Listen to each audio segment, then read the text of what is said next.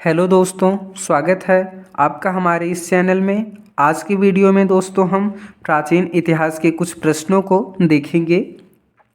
जो हमारा पहला प्रश्न है, भारत में मानव जीवन सबसे प्राचीन साक्ष्य किस काल से मिलते हैं? तो वो हमारा पुरा पाषाण काल है। दूसरा प्रश्न है, पुरा पाषाण काल के लोग किस प्रकार का जीवन जीते थे? तो वो घुमंतू जीवन जीते थे। तीसरा प्रश्न है, पुरा पाषाण काल के औजार किससे बने होते थे? जो पत्थर से बने होते थे। चौथा है, भीमबेटका शैलाश्रय कहाँ स्थित है? वह मध्य प्रदेश में स्थित है।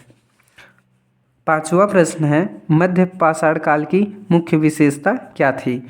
तो वो थी सूक्ष्म पाषाण औजारों का प्रयोग। छठवां प्रश्न है, नवपाषाण काल की सबसे बड़ी उपलब्धि क्या थी दोस्तों? वो थी कृषि की शुरुआत। सातवां प्रश्न है, पहिए का आविष्कार किस काल में हुआ? तो वो नवपाषाण काल में हुआ था। अगला प्रश्न है हमारा, सिंधु घाटी सभ्यता की खोज कब हुई? वो 1921 में हुई। अगला प्रश्न है हमारा, हड़प्पा सभ्यता का सबसे बड़ा नगर कौन था? वो था मोहनजोदड़ो।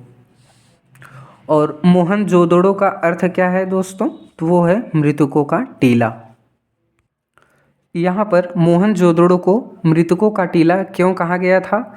जब वहाँ पर खुदाई हो रही थी दोस्तों, तो वहाँ पर खुदाई के वक्त सिर्फ मानव कंकाल पाए गए, इसलिए उस स्थान को या मोहनजोदड़ो को हम मृतकों का टीला कहते हैं।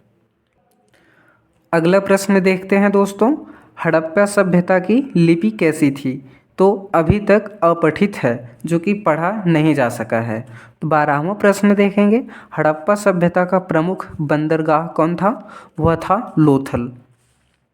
13वां प्रश्न है, वैदिक काल के प्रमुख ग्रंथ कौन से हैं? तो वो थे वेद।